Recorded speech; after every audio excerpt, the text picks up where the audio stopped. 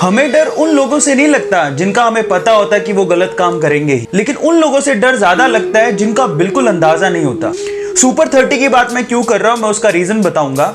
तो मैं आप सबसे कहूंगा ध्यान से सुनिए। जब मैंने वो खबर पढ़ी तो मैंने कहा यार हाइक पे न्यूज आ रहा है, ये क्या आ रहा है। आई वो शॉक्ड। क्या लिखा हुआ था कि उन्हीं के एक्स स्टूडेंट है, उन पे फोर्जरी एक फोर्जरी का एलिगेशन लगाया है कि वो लोग वो जो कर रहे हैं अपने इंस्टीट्यूट में वो गलत, सारा कुछ गलत काम हो रहा है वहां पे। कैसे हो रहा है? यहां सुपर 30 के बारे में ना 3 से 4 मिथ है जो मेरे दिमाग में भी थे आज से 5 दिन पहले, लेकिन 5 दिन में मैंने बहुत अच्छे से रिसर्च करा, मालूम पड़ा ये तो सब काला है। एंड आई वो शॉक्ड। पहला मिथ क्या है? वो लोग 30 बच्चे पढ़ाते हैं, ये गलत है। 5 दिन के पूरे सेशन में मैं 5 दिन से यही चीजें पढ़ रहा हूं। बहुत सारे मैंने रिसर्च देखी, बहुत सारे न्यूज़पेपर्स को पढ़ा, बहुत सारी यूट्यूब की मैंने वीडियोस देखी, उसके बाद मैं आपको ये बातें बोल रहा हूं कि वो 30 बच्चे नहीं पढ़ाते। मुझे भी पहली बार मालूम पड़ा वो हजारों बच्चे पढ़ाते हैं, 30 बच्चे नहीं। ठीक है, पहली बात तो। और उन 1000 बच्चों में से 30 बच्चों को वो सेलेक्ट करते। अब वो सिलेक्शन के बाद में भी पता नहीं लगता है कि वो 30 बच्चे कौन से हैं। ये भी बड़ी अजीब सी बात है कि जिसका सिलेक्शन हो गया वही सुपर 30 के अंदर है।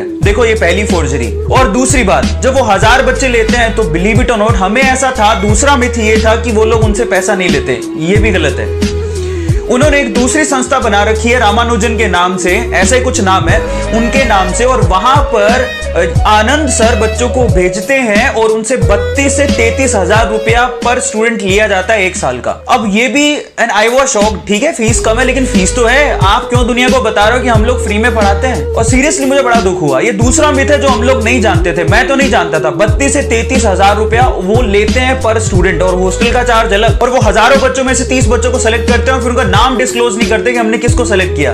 मतलब ये है कि आप देखिए किस तरह से चलता है ये। मतलब जिसका सिलेक्शन हो गया वो सुपर 30 के अंदर। बड़ी अजीब सी बात है। तो ये अजीब सी चीजें जब मेरे सामने आई, मैंने कहा यार ये क्या है। और अब देखिए उन्होंने ये तीसरा मिथ जो हम लोग सोचते हैं कि 30 में से 30 बच्चे उनके सेलेक्ट हो जाते हैं, एक्चुअली रिपोर्ट्स को ध्यान से देखें तो बहुत बार ऐसा हुआ कि उनमें से बहुत 30 छोड़िए, 10 छोड़िए, 5 बच्चों का भी सिलेक्शन नहीं हुआ था। इस बार जो एलिगेशन लगे हैं उनके एक्स स्टूडेंट के द्वारा लगाए गए हैं, उनमें यह कहा गया है कि इस बार उन्होंने, आप रिपोर्ट्स देखिए, मेरी बात पे विश्वास नहीं कर रहे हो तो आप रिपोर्ट देखिए। मैं तो 5 दिन के पूरे पढ़ने के बाद मैं आपके सामने ये बातें बोल रहा हूं।